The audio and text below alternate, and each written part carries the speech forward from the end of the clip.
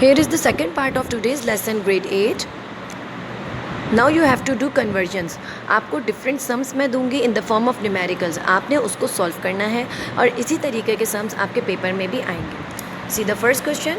Question is how many centimeters are there in 154 kilometers? आप ये बताइए कि 154 किलोमीटर्स में कितने सेंटीमीटर्स होते हैं. Now first you have to write. आपको ये रूल पता है कि 1 किलोमीटर्स में कितने मीटर्स होते हैं 1000. 1 मीटर में कितने सेंटीमीटर्स होते हैं 100.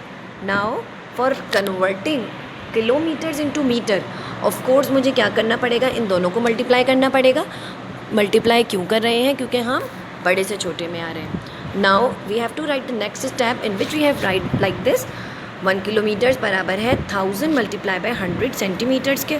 ओके और जब हम 1000 और सेंटीमीटर्स को मल्टीप्लाई करेंगे तो answer becomes 100,000. So we find out that 1 kilometres is equals to 100,000 centimetre. Is that clear.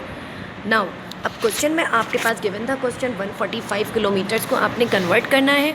जब मैं दोनों साइड 145 लिखकर मल्टीप्लाई कर दूंगी तो मेरे पास आंसर आ जाएगा. 145 किलोमीटर्स बराबर है 145 मल्टीप्लाई बाय 100,000 सेंटीमीटर. जब आप लोग यहाँ से यहाँ तक का वर्क कर लेंगे तो आप सिंपली जो वैल्यू आपको गिवन है उसको आप पुट करें बोथ साइड पर और आंसर निकाल लीजिए. So when we multiplied 145 with 100,000 our answer becomes 14,500,000 centimeters. So we find out that 145 kilometers is equals to 14,500,000 centimeter. Okay students, इसी तरीके से आपने फर्दर क्वेश्चंस करने हैं. See question number 2 in which we have to convert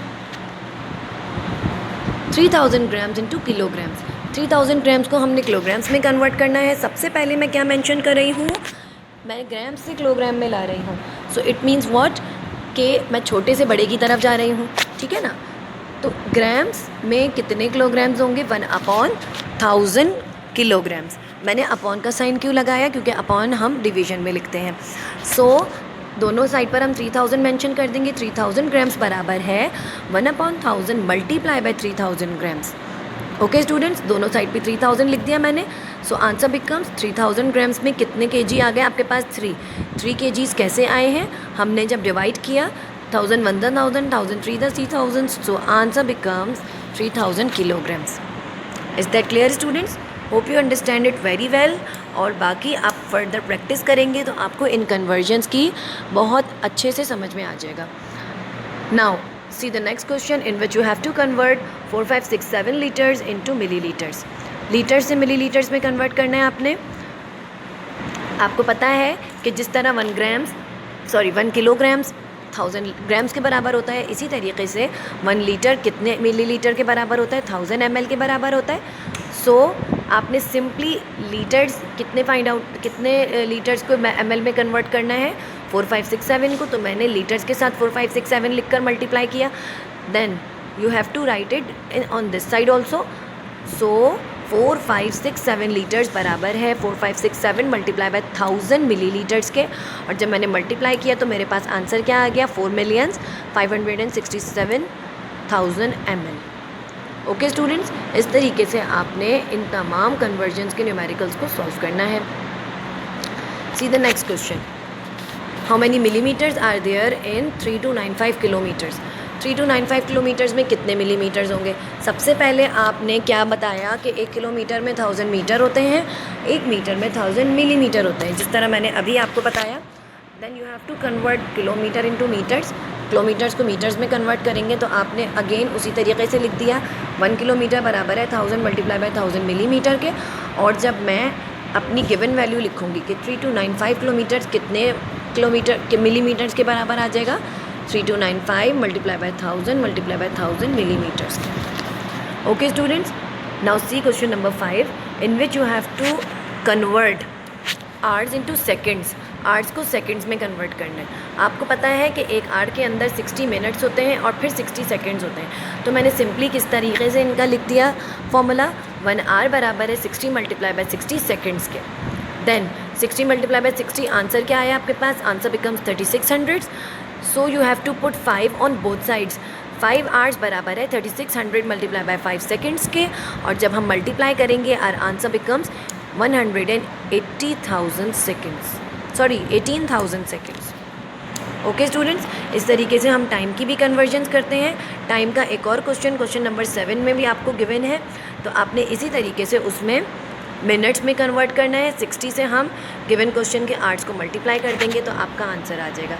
एक और question देखिए बीच में, क्वेश्चन नंबर 6, जिसमें आपको मिलीलीटर से सेंटीलीटर में कन्वर्ट करना है। जिस तरह सेंटीमीटर होता है इसी तरीके से सेंटीलीटर्स होता है।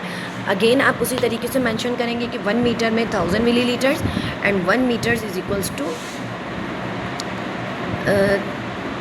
1000 सेंटीलीटर्स।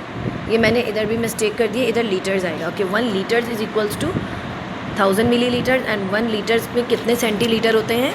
100 सेंटीलीटर होते हैं।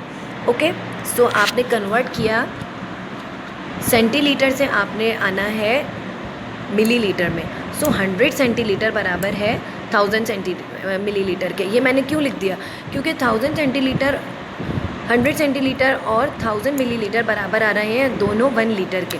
तो मैं इस तरीके से लिख सकती हूँ, जब ये दोनों इक्वेशंस 1 लीटर्स के बराबर हैं तो मैं इस तरीके से लिख सकती हूँ कि 100 CL बराबर है 1000 ml के।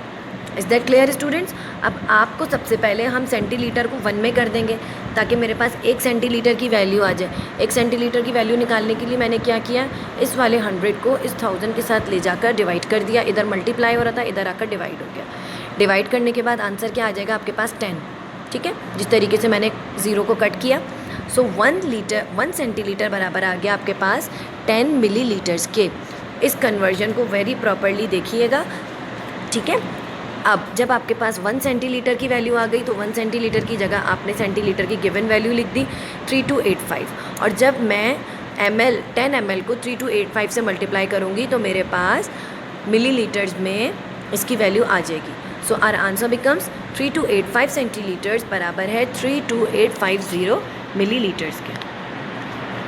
ओके स्टूडेंट्स, यहाँ पर आपके जो कन्वर्जन्स के न्यूमेरिकल्स थे वो कंप्लीट हो चुके हैं। एक और न्यूमेरिकल आपकी बुक में गिवन है, वो मैं आप लोगों को एक्सप्लेन कर रही हूँ, बहुत सिंपल है, और वो न्यूमेरिकल है वॉल्यूम का। Here is the question of it. What is the volume of a metal block which is 3 centimeters long, 2 centimeters wide and 4 centimeters high? आपको एक वॉल्यूम फाइंड आउट करना है एक मेटल ब्लॉक का, जिसकी लेंथ गिवन है, width given है और हाइट गिवन है। मैंने इस तरीके से डाटा मेक कर दिया और उस डाटा में हम क्या लिखते हैं, अपनी तमाम गिवन चीज़ें लिखते हैं। रिक्वायर्ड क्या है आपके पास? वॉल्यूम, तो हमने ये मेंशन कर दिया। Then you have to put the formula of volume. आपको फार्मूला पुट किया आपने। फार्मूला क्या होता है वॉल्यूम का? Length multiply by width multiply by height. Simply आप इन तीनों डिजिट्स को आपस में मल्टीप्लाई करेंगे तो आपके पास वॉल्यूम आ जाएगा and your answer becomes 24। Answer क्या आ गया? 24 आ गया। हमेशा न्यूमेरिकल के एंड पर हम रिजल्ट लिखते हैं। So the volume of metal block is 24 centimetres. Okay students, यहाँ तक आपके इस चैप्टर की तमाम न्यूमेरिकल्स कन्वर्जन्स कंप्लीट हो चुकी हैं। आज हम लोगों ने बहुत मोस्ट इम्पॉर्टेंट टॉपिक पढ़ा है और इन वीडियोस को आप बहुत थॉरली देखिएगा। इधर तक आपका ये लेसन कंप्लीट हो चुका है।